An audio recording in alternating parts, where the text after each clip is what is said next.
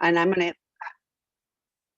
I'm still not used to that. So I'm going to put this in the answered, and I was just starting with the first one.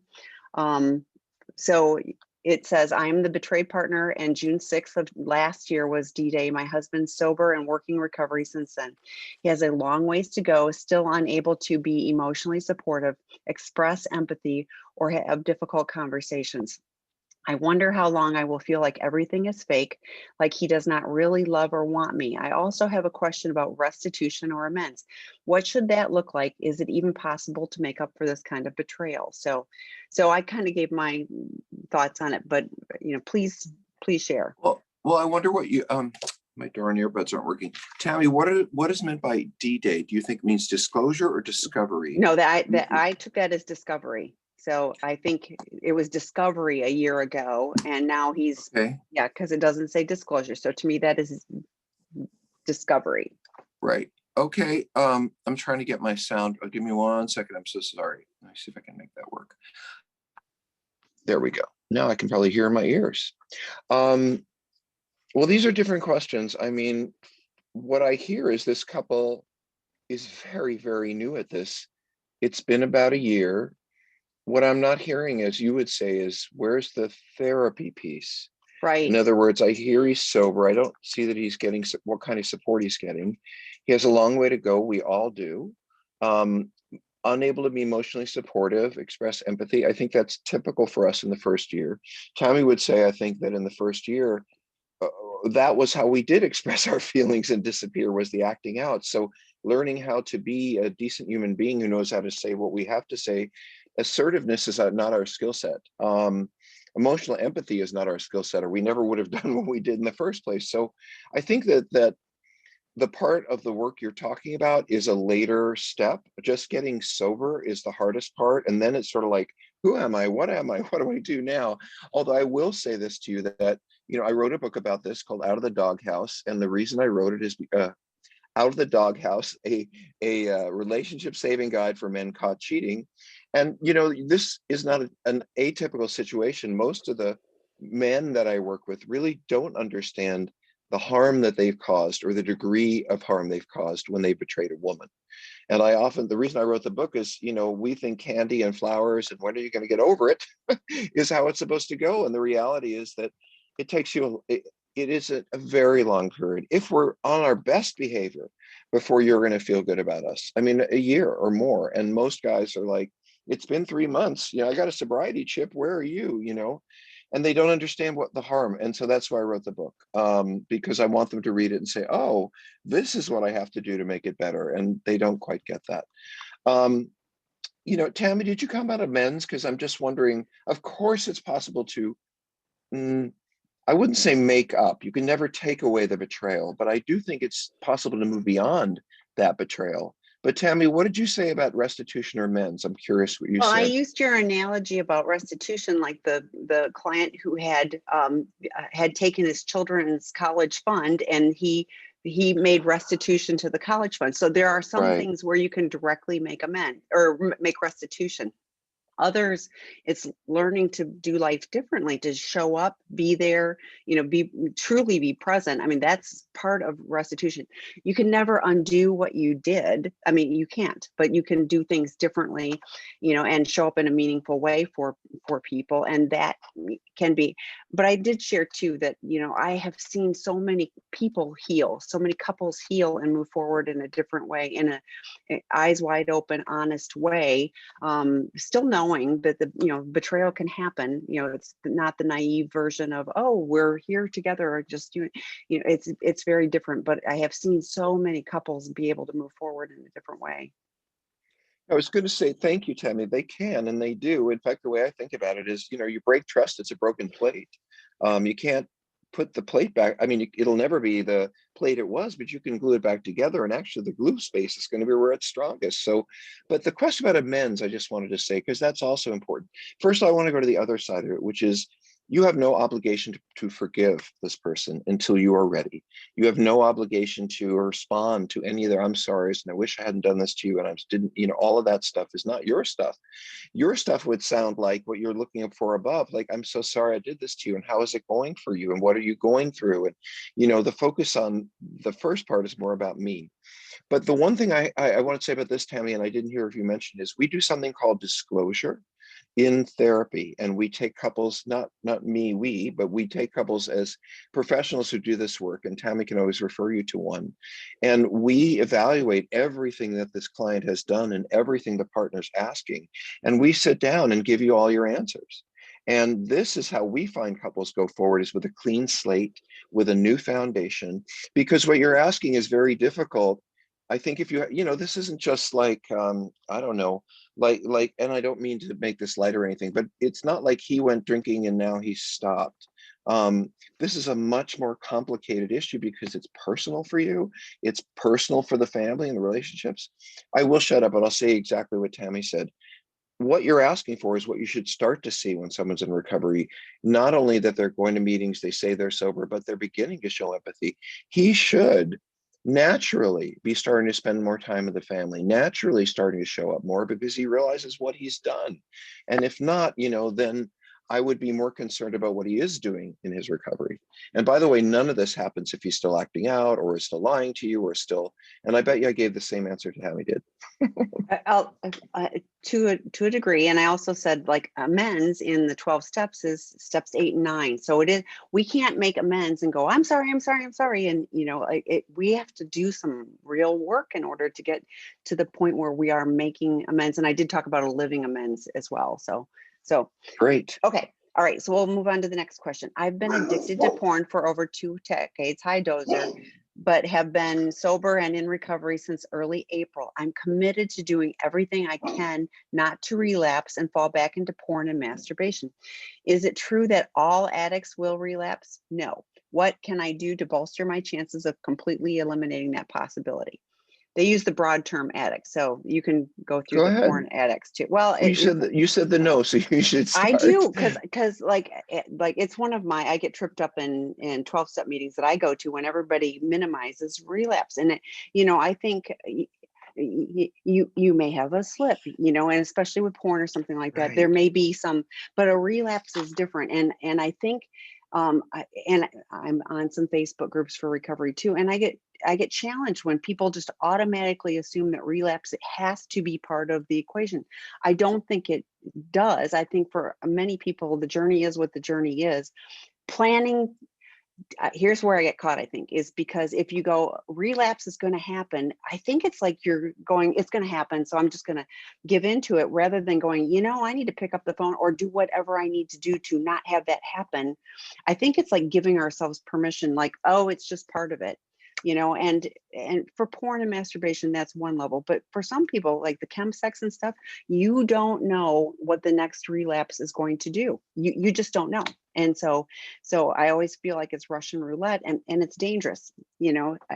I think it also erodes our, like a relapse also erodes our integrity. It's one of those where I'm really trying to do this, and now, oh, I failed, and it's, the sense of shame, all of those things. So it doesn't have to be. If you have enough support, if you've done enough work, I think that you can have the tools in place. Is it challenging? Absolutely. It's, we're living a completely abnormal life.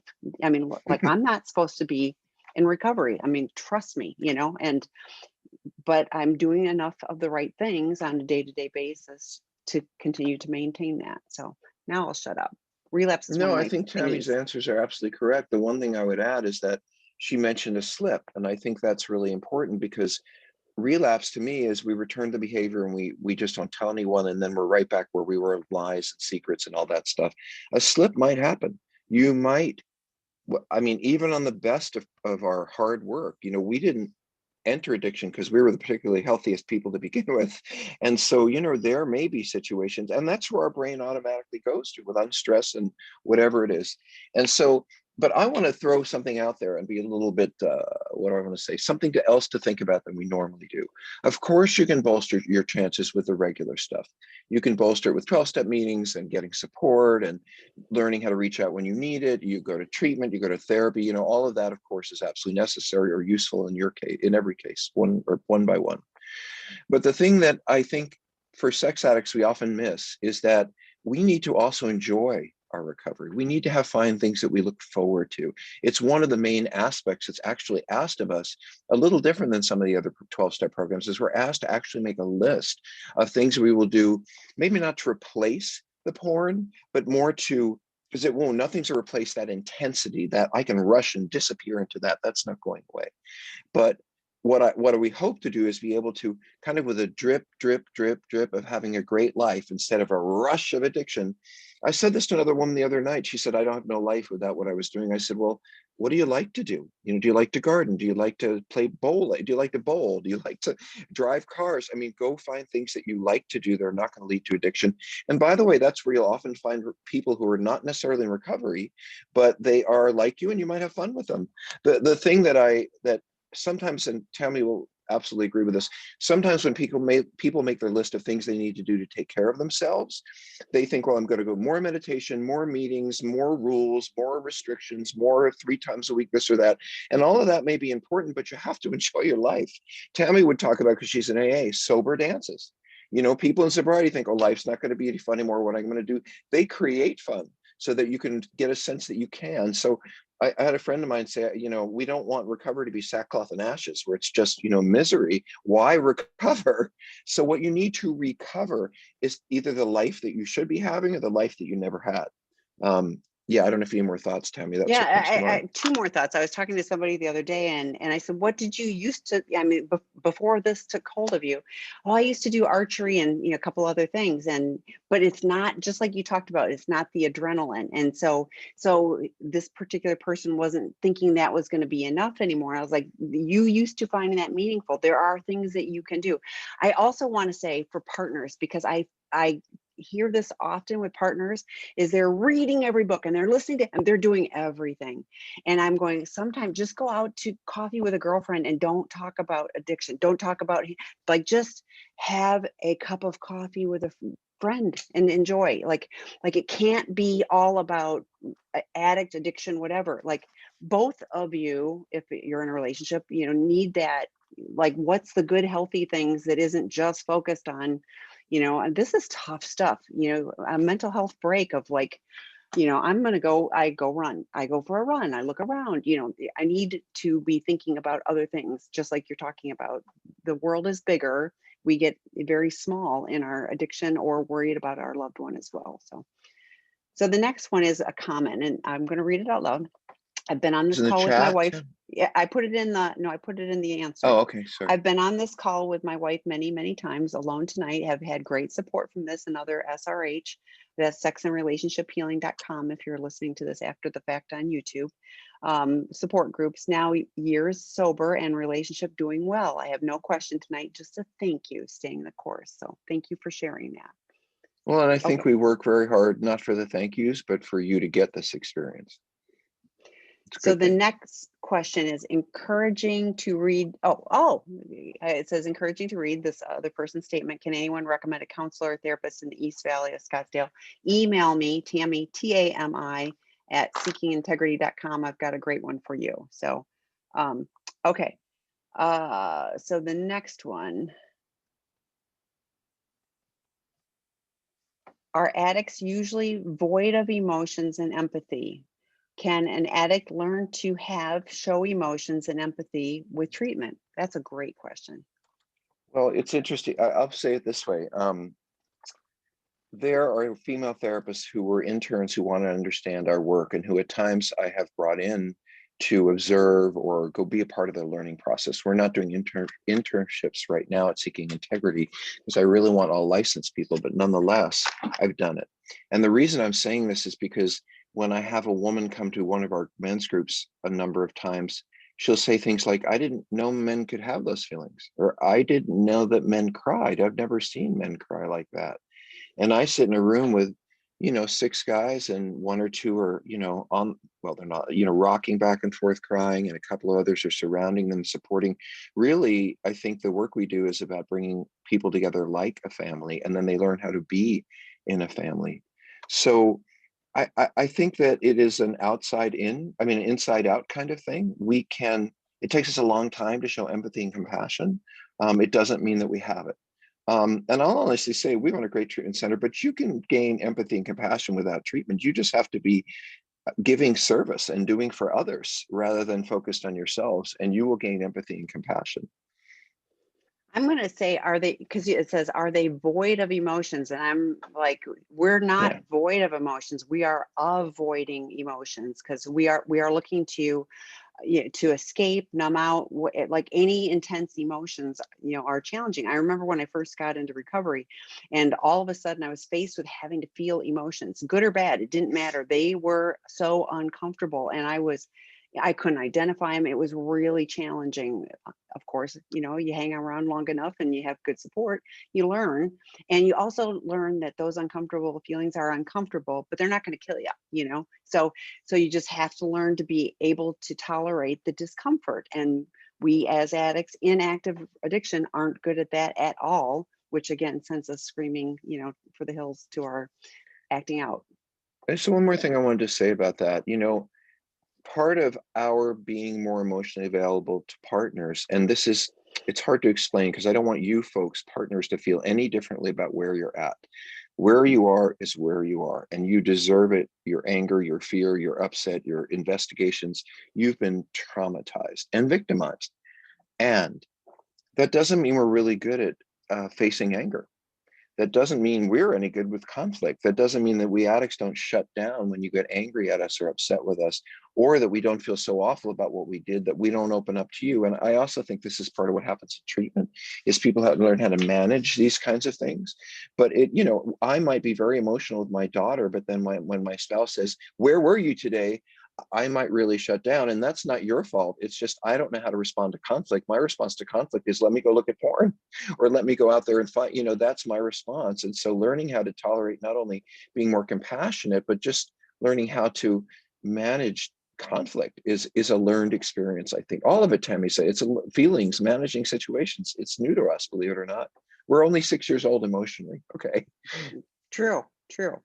Okay, the next question is the intimacy sex a sex addict has with their partner real, or are we being used in the same manner when they are acting out with prostitutes? That's a complicated question. Well, I don't think that sex addicts are intimate with sex workers or affair partners or with porn. It's intimacy is not sex. Healthy sexuality comes out of intimacy, unless people are very young and they're doing recreational things and they're discovering the world. But when you're in a committed relationship, this is running from intimacy. I want to be intimate with you, but you're the scariest person to me because I'll just make it easy. That sex worker, that porn, that affair partner, they're never going to let me down. They're never going to make me feel like I'm not worthwhile or disappointed or like I hurt somebody, because they're all fantasies. But you can hurt me. You can let me down. That's one of our wounds, is getting close to someone who might really leave us feeling terrible, leaves us doing things that end up with us feeling terrible. So I don't think there's any similarity. And, this reminds me, Tammy, of a question that we hear a lot, which is how could she love me and do this? Or how could he love me and do this? And I wonder if you could drop in on that question because you get it so often. And I do. And it's so compartmentalized. And, I was looking at this, when acting out with prostitutes, that's transactional. I'm going to pay you and you're going to do for me. And there is no intimacy. There is no like fear of anything. Like they're not going to say no because they're getting paid for whatever. So it is completely different. And then as far as love goes, I think when addicts say that they love you, they mean it. But I also think that it's the shadow version because they are still always afraid that if you really knew who I was, you wouldn't love me. So they're always holding these pieces back of themselves, and they also know that they're lying to you. So it's so complicated. It's not like an easy, oh yes, this, that. But yeah, I really do believe that they love you. When they say they love you, they really mean it. It's just that they can't fully, they can't be fully We're not vulnerable with it. whole. We can't Right. fully anything. We're broken into pieces. And Yeah. intimacy, we do love you. Intimacy, love, family, we like that, but or whatever we can get from it. We also like running away from it and doing this because we can do both. Well, we think we can do both Right. Right. until we can't. Yes, until we're caught. And then all of a sudden it's like, how did this happen? Um, so is there a difference between limerence and love addiction? And can you talk about what limerence is? Because not everybody will know. Now that's a long question, so I'll try to answer it as quickly as possible. Limerence is a human biological evolutionary process where when we meet somebody and we become meaningfully romantically engaged, we start to lose our ability to think clearly. All of a sudden they're rainbows and moonbeams and can't tell every friend about how wonderful they are. And we feel that. We just think about them and our day gets brighter. And this is a natural biochemical process of bonding. And if you want to understand the evolutionary piece, it's so that when we get together and we have a child, we will protect that child.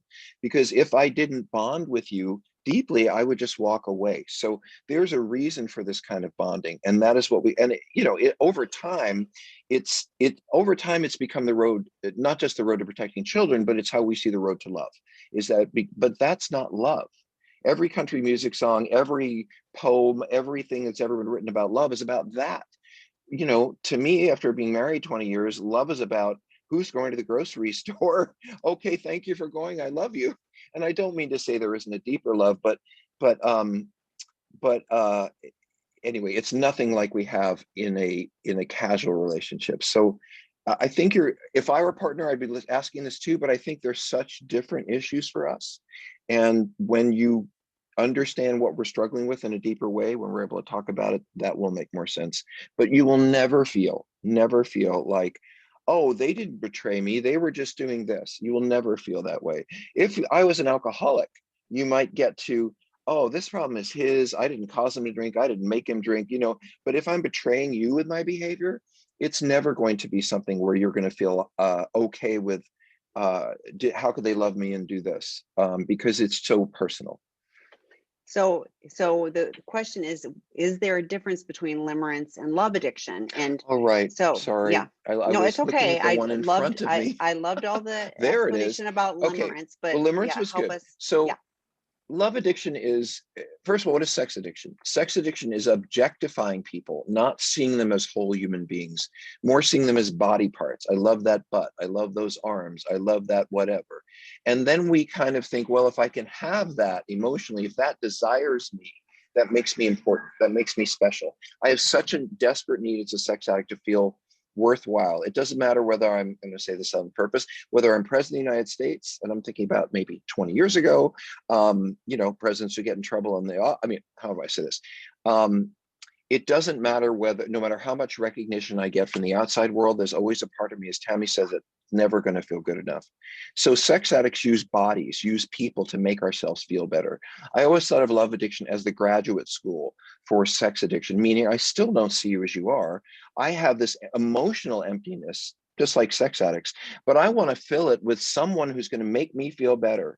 And so we date and get to know each other. And I just think you're starlight and moonbeams, but I fall in love with that part. And then when you become a real person, I may not like you. Part of the reason is I think love addicts are so needful and so want to have that person to love them that they overlook really seeing who that person is while they're dating or getting to know each other. And then they realize a year or two later, why are you like this? And why are you like this? And why aren't you more like this? We were never different. You just didn't see it. And I'm going to make an extreme example. I often say in the rooms, someone will say, a woman will say on a dating situation, I thought he was amazing. I couldn't stop thinking about him after that time together. The fact that he uses heroin, is still married to his wife, that doesn't matter to me. To me, that's love addiction. It's really not being able to use your intellect to discern if someone's healthy for you because you're so desperate emotionally to be loved or to feel a sense of love. But what you're getting isn't really love. You're just taking a square peg and stuffing it in a round hole and trying to make it fit. So just like a sex addict, love addicts need to come from a place of being full or at least being able to know that when they enter dating, they're going to have all this longing come up, and therefore they need other people to help them be accountable to making the right choices, because they won't. Limerence, limerence is great. Limerence is what it feels like to fall in love. Limerence is something every human being goes through, hopefully, and they don't do it because they're broken. That's what human beings do. We fall in love. Notice it doesn't say we immediately become loving. It says we fall in love. That's what limerence is. And that's what love addiction feels like. It's just that love addicts want that to go on forever, because that's really all they want from the situation, is to feel the sense of adoration and excitement. And anyway, that's doing my best on No, a that was holiday. very helpful. Thank you.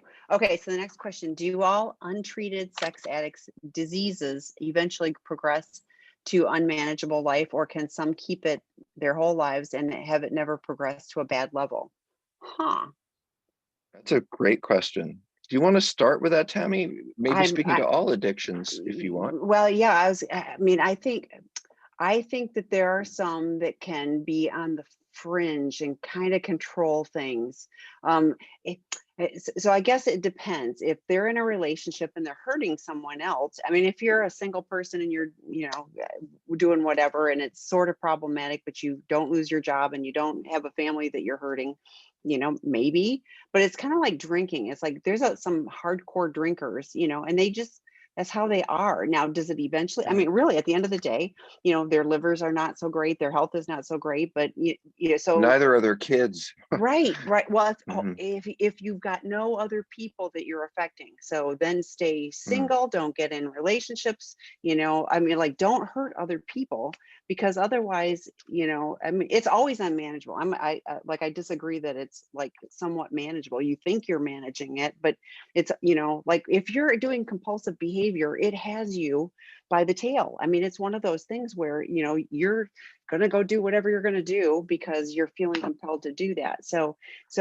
I think that there's always negative consequences. Are the consequences severe enough for someone to get help? No, unfortunately, I see a lot of people who have some pretty severe consequences who still refuse to get help. So not there's unfortunately still too many people that choose to stay with their compulsive behavior. Well, and to build on that, Tammy, I mean, the word fears to me, there's two words here that really strike me: unmanageable life. Because Tammy kind of touched on this. First of all, what addiction most profoundly affects is our functionality. So I will become less functional at work, less functional with my partnership, less involved with my kids, less involved in my social life. Is that unmanageable? Um, Not really to me, because I'm just living it, and I think, it is what it is.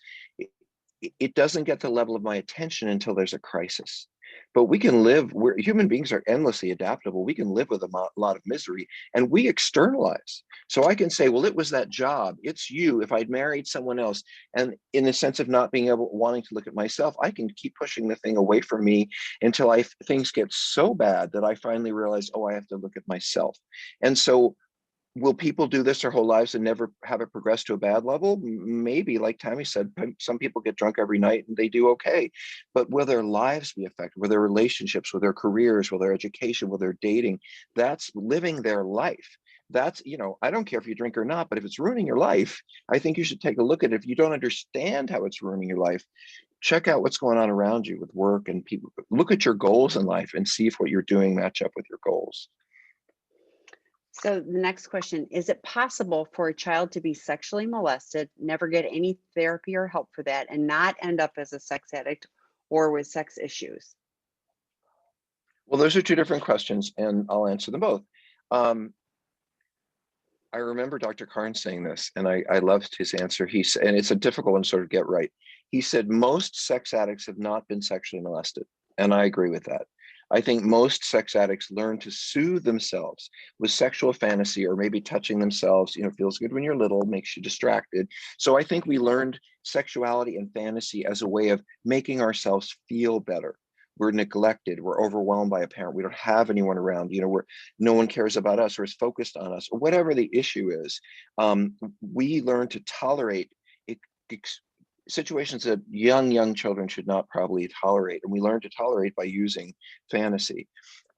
However, there are many people who are molested who end up being sex addicts. So I would say most people who are molested in some way don't end up like this. They will, however, end up with problems with intimacy and relationships if it was never really resolved. There will be fears and trauma inside of them that cause them to act in ways in relationships that won't make sense to them, and it won't make sense to their partner because they're reacting from things that happened in the past. So to me, a sexual abuse survivor might have trouble dating, might have trouble enjoying sex without getting high. They might avoid having sex with a partner, but they're not acting out somewhere else. So they're both problems of intimacy, but one is more, I think, fear-based through my lifespan about things that were horrible that happened to me, and more is about, I don't really even know how I ended up here, but boy, I love sex as a means of escape. And I just think they come from different places. One more thing, I've worked with sexual abuse survivors in treatment at Seeking Integrity, and quite a bit. And I remember this one man saying, I was 8 years old and I was molested, and I think that's how I got this. And I know that probably issues come from earlier. So I said to him, "Did you tell your parents?" And he said, "Oh, no, I wouldn't have told them." And I said, "Why?" He said, "Well, they would have told me I did it wrong, or it was my fault, or everything was my fault." And I thought, well, that's actually the injury, because the child who is harmed, molested, hit, whatever, they run to their parents if a healthy situation, say, "Mom, Dad, I know you love me. I know you're there for me. Help me with this." They know they're not going to get blamed. They're not going to get ignored. They know they're going to have arms wrapped around them, and that family is going to make it better. And to be honest with you, if people have tremendously supportive family and who really respond to the sexual issues when someone's harmed, and they listen and they talk about it, and I don't know, the therapy is really needed, because that child has learned that loving people will support them through this, and they can work through this. However, people who just sort of toss it aside. So basically what I'm saying is that I think that people who are molested often don't have environments where they can talk about it. It often had environments where they were using fantasy as a scapegoat, and then this situation happens, and then they're sort of doubly wired. And I'll say one more thing about that. People who are sex offenders do not harm healthy children. You will never see a sex offender go up to a really healthy, really together child and say, "Would you come with me for some candy?" Because that child's going to say no, and they're going to say, "Mommy told me not to." But it's the vulnerable child, the child who's looking for adult attention, who wants somebody to give, who loves that adult that's just giving them something they don't get at home. That's the child who's more likely to get molested, because they're so attracted to all that attention and validation that they leave the pack and they end up getting harmed. But it's not the child's fault. Oh, it's never the child's Right. fault. I just want to be really clear in Never, case never. anybody, right.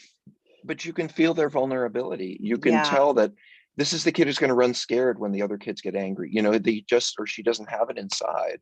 And someone might see that and say, "Well, let me take care of you. Let me support you." And then bad things happen. But thanks, Tammy, for clarifying that. Okay, the next question, as the betraying partner, do I have the right to want a minimal amount of support from my other half? I have a long way to go in recovery, but I was hoping to have a nice, hang on, my phone is starting to ring, to have a nice weekend with my partner, spending time and reconnecting. Instead, she chose to spend time with her grandchildren all weekend, and I feel neglected. They are great kids, but that time with her would have meant a lot to me. It was a trigger for me to act out, but it was a huge it won't trigger me to act out, but it was a huge disappointment. Well, I think every spouse in the room could respond to this who's been around for a while. But Tammy, do you want to give it a stab? One of the things I don't hear is how long it's been. So I'm going to kind of assume that it's been a shorter amount of time, because this feels like early recovery, where you're looking for your partner to step into the space. And I hear that you didn't act out great. I hear that you feel neglected. Hopefully you did something in recovery, but I'm going, like, I tell partners, addicts are going to hate me, but I tell partners all the time, do things that are supportive for you. I honestly love that she went and did something that was not recovery oriented, and that she had time with her grandkids. What a great thing for her to just have a mental health break on that. Because if the two of you are working forward and moving forward in a different way, she'll have time with you again after the weekend. So this, to me, what I really read in it is, which is so addict. I get it. Believe me, I get it so much. But it's like, okay, this person deserves what they want as well. And how can I support them? And how great would it have been is you go have a great time with your grandkids. I'll look forward to seeing the pictures and hearing all about it. That's that's a different way to look at it. So that's my 2 cents. Thoughts? Yeah, I just think this person stayed with you. They're still living with you. They still talk to you. One of the things I say addicts miss out on in early recovery is humility. It's like, well, I'm trying hard and I'm going to meetings and I've been in recovery, and why aren't you giving me what I need? Well, when you feel safe enough and comfortable enough and are ready to, you will. And if you don't a year and a half in and we're doing everything right, then we'll have to have a discussion about how is it that I'm doing everything right and we're not moving forward. But that's a very different situation. So Tammy's right. If this is in the first year, and I just have a feeling it is, or it's someone who may be sober, but maybe has more work to do on themselves, or you haven't read out of the doghouse, because you would understand what your job is with your partner if you read it. I mean that. Um, but the bottom line is it's what Tammy said, good for her that she didn't sit in the corner and cry about how you have ruined her life. She took it upon herself to do something that made her feel good. And I want to say to you as a sex addict, how many times did you decide that you were going to do things that you didn't tell her anything about? And then she sat around thinking, where did he go? Why aren't we together? I have nothing to do. There's nobody here. So how many times have you chosen to go out and do whatever the F you wanted to without telling your partner or caring how they felt? Sorry, Tammy, I'm having a feeling. No, And now you're I'm with you. saying that you're angry at your spouse for taking care of herself by seeing her grandchildren. I think that's selfish is the best way I can. I'm really glad you answered the question. I really respect, and it's not me who's angry at you. I'm sure your wife is, but I think it's not really where I would want to be at this point. I'd be wanting to be looking at, as Tammy, how great that you went. I'm really glad you took care of yourself. And I went to some extra meetings this weekend because you weren't here. That would be the answer I would give my spouse, and I would follow through. Yes. And I hope you aren't pouting when she returns. And I'm just Or saying. now. Yeah. So, okay. Next question. I'm the betrayed partner. I am struggling with trust and intimacy simultaneously. It has only been about 4 months of my SA husband doing the recovery work, going to therapy, support groups, and 12-step SA groups weekly. I feel a desire to be close to him, but I'm so scared of being hurt again. We haven't had disclosure yet because of my therapist says I'm not ready, probably in about 6 weeks out. How do I trust him even if he is doing the right things? I do see changes in his behavior. That's a good sign. So, Well, I think this is very early. Again, I think, how do I say this? If I broke a bone, you might expect in 4 to 6, or maybe being a little older, maybe 8 to 12 weeks, it's going to get better. And I'm going to feel better as a partner. But you're feeling better. You should feel scared to be hurt again. It's only been 4 months. And yes, you desire closeness. Of course you want it. But I would ask you, as I ask every partner, how close do you want to get with someone you don't trust? And if it were me, I don't think this person would be sleeping in my bed yet. They'd be sleeping in the other room. So there's nothing wrong with wanting what you had, wanting what you thought you had, wanting to have the connection that you need, because you will feel really supported by that as you have in the past. But this isn't someone who can support you right now because they have betrayed you. So, and also I see you haven't had disclosure. And so, by the way, I would do it a little differently. I mean, I don't know how long you've been waiting. Um, but this question about, I don't know your therapist or any of it, but when you say, because my therapist says I'm not ready, I wonder if there's a piece of this in that. Like, one of the things that I often talk once in a while, I'll work with a couple because I do consultations online. And once a while, I'll work with a couple that says, other than this sex thing and this cheating, everything else is great. Everything else is wonderful. We've been doing as well as we have in the beginning. Except for this. And I think something's missing there. And what it is the partner's rage. The partner's furious. The partner's, I hate you. Because on some level, that partner so desires to maintain the closeness, and they so don't want to be angry and hurt. Who does? That it's easier to feel like, oh, I just want us to be close to again, than to really sit back and say, I want to kill you. And I feel alone since you did this. And I feel alone being angry at you because you're the one I used to turn to as my best friend. And now I can't do that anymore. And I'm so sorry that you can't, but that is the consequence of what this person has done to you. And trusting is, you're right about behavior, doing the right things, but it's over like a year, you know, and I would not feel comfortable getting close to someone who betrayed me this degree for 6 or 8 months. That doesn't mean we don't talk news, weather, and sports. That doesn't, that doesn't mean you don't ask about recovery or I talk about it. Doesn't mean we don't inch our way into being closer. But this move from you ruined my life and I can't believe you did this and I never thought you would hurt me to let's be closer is, I think, quite a bit longer period than 4 months. And I'm glad someone asked this question, Tammy, because, I often hear from the addicts, how do I get closer to her? How do I make this work? I'm the addict. I ruined their life. Why, when are they going to get over this?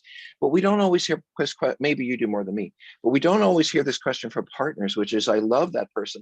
They're my friend. I want to be close to them. And could we just kind of, and they've been sober for 3 or 4 months. So let's just kind of move aside and get close again. And I don't know if Tammy would agree, but I think there's a lot more work that the partner has to do in terms of getting their anger and their disappointment and sense of betrayal before you can move forward with disclosure. Tammy, what do you think? Well, and I agree. What I really love hearing though is all the things that he's doing and that you have a good therapist who's got your back. What I hear is your therapist is going, I want you to be in a supported place to be able to do this and do this right.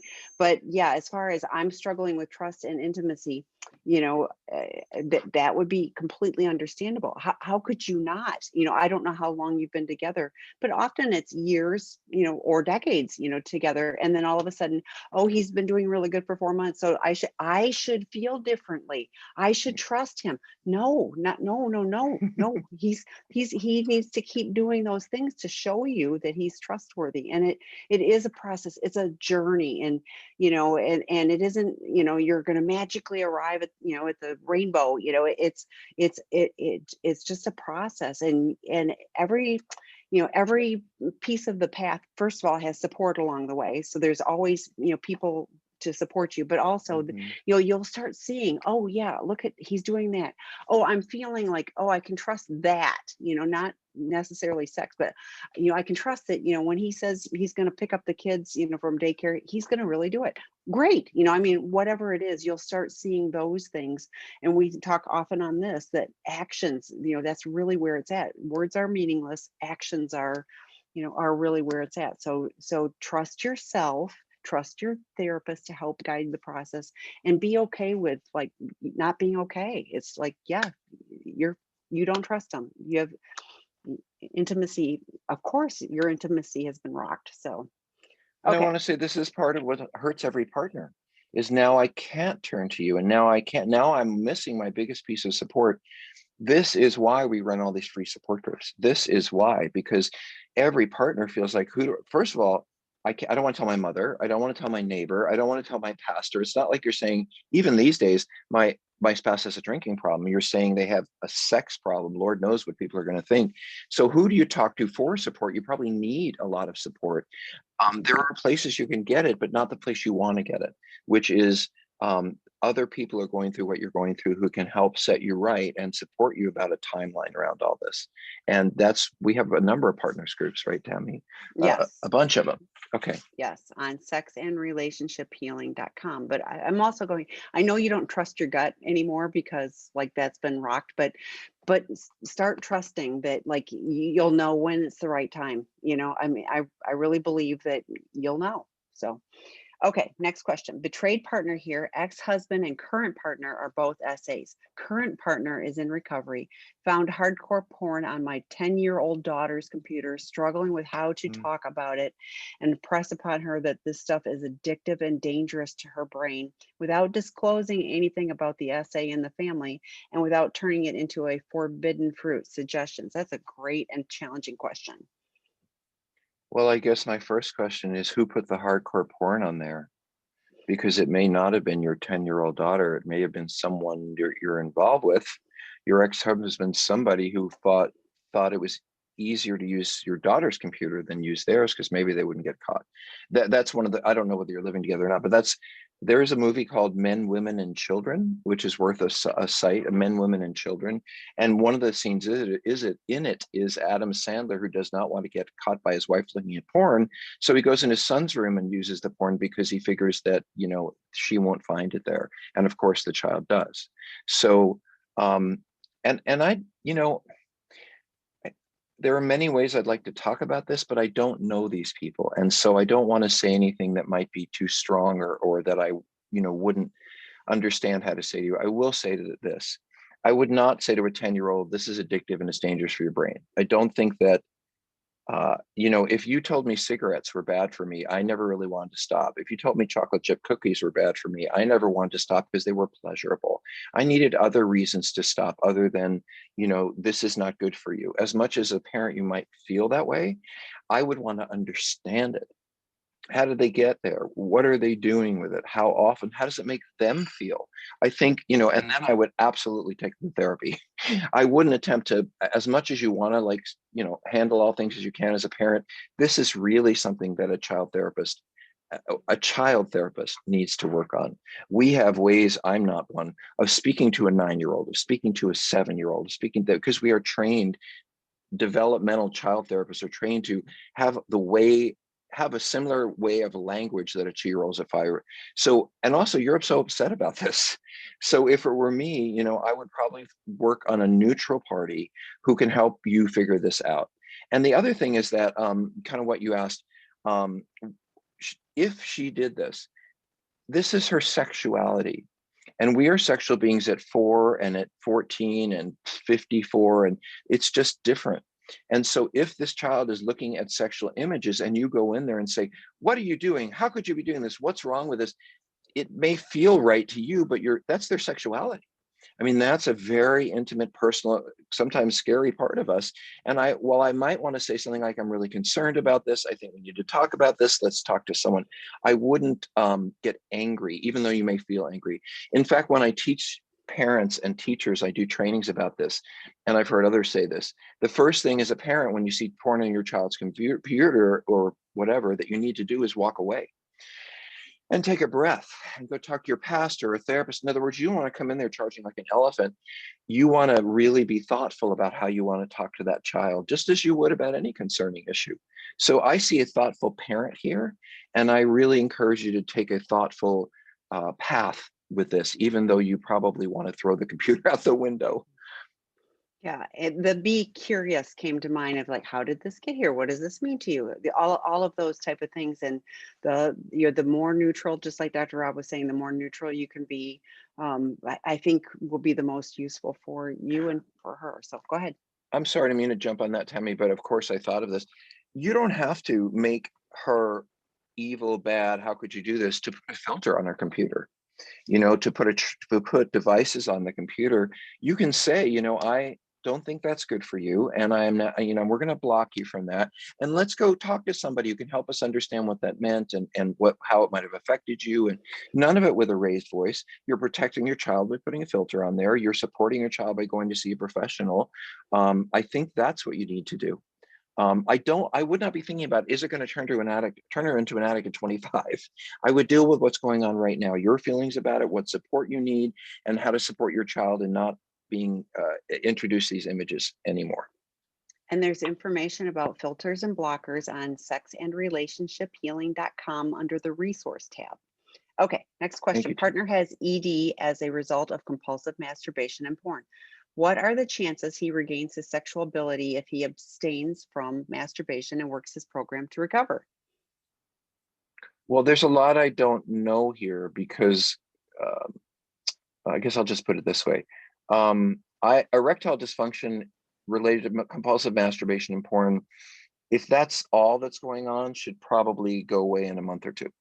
The brain becomes conditioned to that as a means of stimulation. So I'm so used to these intense images that roll after one after another that just being with one person doesn't arouse me anymore, or didn't. But when I put all that intensity away, the brain pretty quickly turns, more healthy brains turn back to connection, relationship, and relationship sexuality. I don't hear anything about addiction here. Well, maybe works his program to recover. I think sex, I think that part of it comes back fairly quickly because that is really almost biological on some level. The two questions are, has he actually stopped? Because that would be really, really important. And number two, I don't think working a program necessary. Anyway, Tammy, what do you think about this? I'll throw it back to you. So going and getting medical, go see if there's Right. a medical issue for ongoing, if it's after a Thank you. certain period of time, because it should theoretically come back. It also depends on the age of the person. A Right. 20 year Age. old's Thank going you, to have Tammy. an easier time of having that return than somebody more our age. So I think there's lots of unanswered things here, but I think many people can re-engage if they're healthy and they have a program or changing the focus. It won't be as exciting. It's one of those things. Dr. Rob talks about this all the time, though. If it's the intensity of a zillion images and nonstop, and now it's the same, like as Dr. Rob says, it's the same butt I've seen for 20 years. Well, it's not the same thing as it's not the same thing. So yeah, it's different. Tammy, that just doesn't sound the same coming from you as it does from me. I don't I know know. why. I Let said me as say Dr. one Rob. more thing about regains his sexual ability. Um, there may be some intact sexual ability, but the intimacy thing comes up. So many of us stop acting out and then we turn to our partners and we have trouble being sexual. We have trouble being intimate. We struggle with, it is part of the issue for us is connecting intimately, including sex on some level, unless we're in, romance land. So you might consider that there also might be some underlying intimacy problems there that come up once the porn stops that you as a couple might need to look at. Yeah, I mean, this is an open question. There might be many different answers to this one.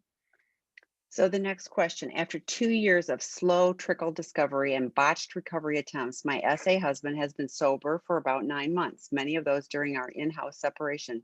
We have recently started sleeping in the same bed and resumed sex. Do sex addicts ever get enough sex? Well, I'm not sure. So I recently worked with someone who was very angry at his partner because she wasn't having more sex with him. And he felt like, why can't I get it every day or 3 times a day or whatever? That's what being married is. And so, and we had to, talk to him about that because he had a very skewed view of sexuality because that's what addicts do. We have sex addicts, we have skewed view. So, if you're feeling like we're in the same bed and now I'm being asked to have sex, for hours, 3 times a day, and if you're feeling pressured or like it's too much, then that's something to discuss because everybody has their own level of enjoying sexuality and it may not match with their partner. And that's something you need to negotiate.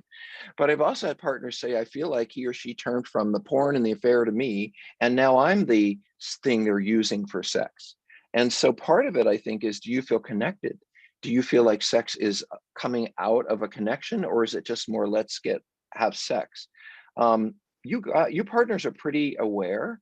If you feel like we're distancing, we're not there, we're really thinking about someone else while we're being sexual with you. I'm not saying it's absolutely true, but it is certainly a time to stop and say, well, actually, let me say this. Sex is a little too serious in my mind for a lot of us. One of the first things I learned in this field was that it's okay to laugh during sex. It's okay to say, wait, this isn't working. Let's try something else.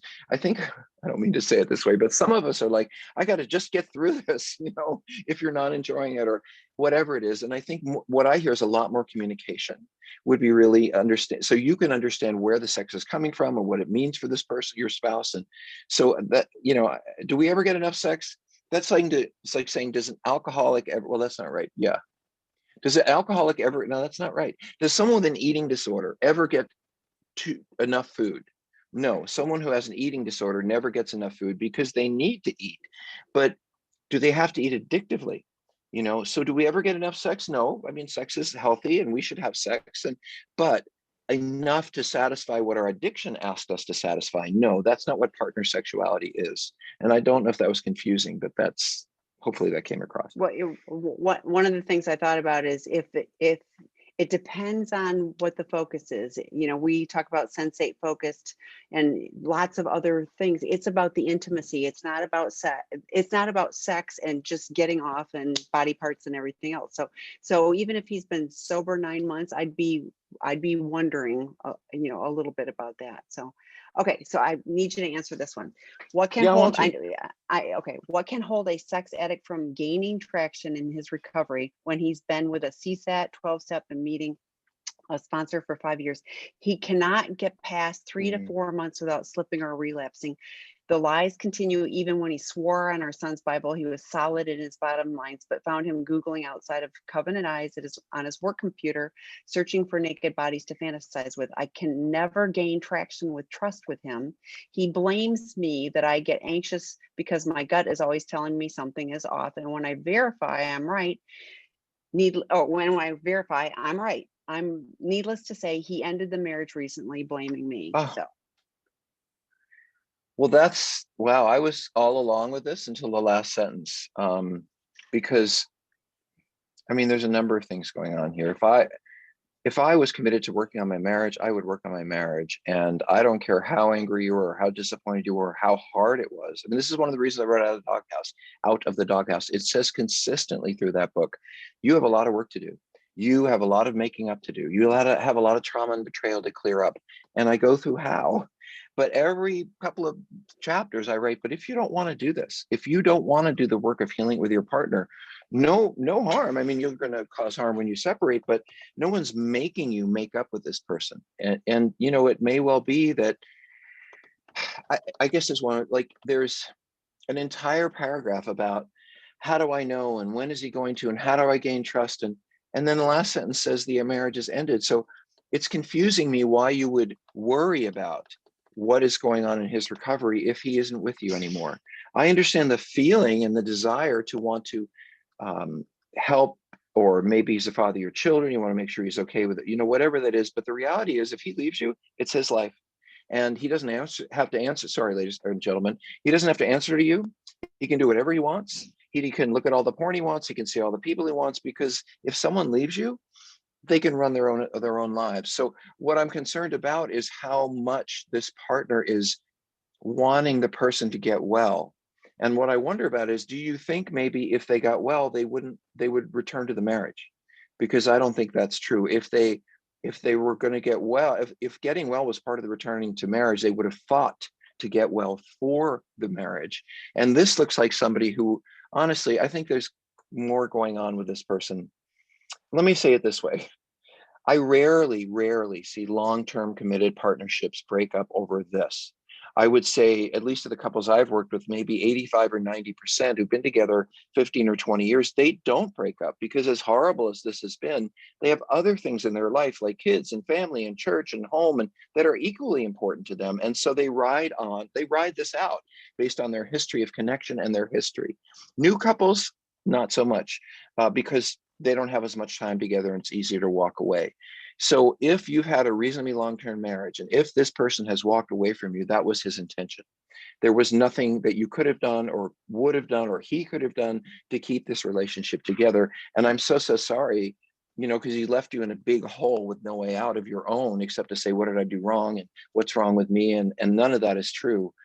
But he does get to leave. Maybe not blaming you. That's an easy way out for him, to blame you. And that is his ticket out, is it's all her fault. But he's not going to grow. He's not going to change. And he's not going to become the person that all of the rest of your note says you want him to be, because he's running away, and he will keep running away. 42 years of marriage. Yeah. Let me end with one thing, Tammy, if that's okay, unless you wanted, did you want to say oh, something no, about that no, one? please, no, go on. Yeah. It's something that I say all the time in treatment. I say it here, but I'm going to say it again. Healthy people grow up in a home. They have a good home. They leave home to become their own person and, find themselves in the world. And then they create a new home with new people, and they celebrate and enjoy that home. That's not what addicts do. We grow up in a home that's difficult, has challenges, whatever it is. We kind of run away from there as fast as we can. And then, like everyone else, we want to create a home and we want to find that stability, and we do. And then we run from that. So the most important word to me in the English language is the word home, Home. It's what it's all about. It's the foundation of our lives. And someone who's still running away from home after 42 years of marriage, I am so sorry. I just think that person has a world of trouble that I might want to actually get away from. And I'm sorry. Tammy. That's a sad note to No, end on, but I know, I was like, me too, but yeah, and I hope you find support and peace with, it isn't you, it's devastating. But I'm with Dr. Rob. There's nothing that you could have done in any of that. How could you trust him when he keeps relapsing and lying? So. and I want to put that in another context for you. If this person was returning to drinking over and over again, they just chose the alcohol over you, or they chose the drug addiction over you, I don't think you'd feel the same way. I think you'd say, wow, this is really sad that this person chose this awful lifestyle over the home that we've created. But you'd say, oh, well, they're an alcoholic. I mean, it would still be painful, but sometimes alcoholics make that choice. They choose the alcohol over, what they, and so in a way, I don't look at this as any different. It's so not about you. This person is choosing their illness over the health that a family can bring. If it was 5 years together, no, but 40 something years together, yeah, they are running away from home. Well, and even with all the things, those can be checking boxes. So right now, the record Right. is for a guy that came to our treatment program. He'd been lying to his therapist for 11 years. I hope nobody breaks that record. I mean, what a waste, But I know lots of people who go to 12-step and have a sponsor, and they're lying to their sponsor. Some of them sponsor other people, and they're lying to I mean, they're lying to themselves and lying to everybody else. So checking off the boxes of, yeah, I'm doing these right things. It doesn't mean that he changed. He's lying on your son's Bible, which, presumably should have been a meaningful thing for all of you, and he still did it. So he sounds like a very Troubled. sad and wounded person. But I'm sorry, because like that's a long time, and kids, probably grandkids. So I'm sorry. Thanks, Tammy. Thank you. So we'll see you all next week. Yes, and I'll be on In the Rooms on Friday. If you want to find me there, intherooms.com on Friday at 6 o'clock California time. Thanks. All Talk to right. y'all Thanks, later. everybody. Bye-bye.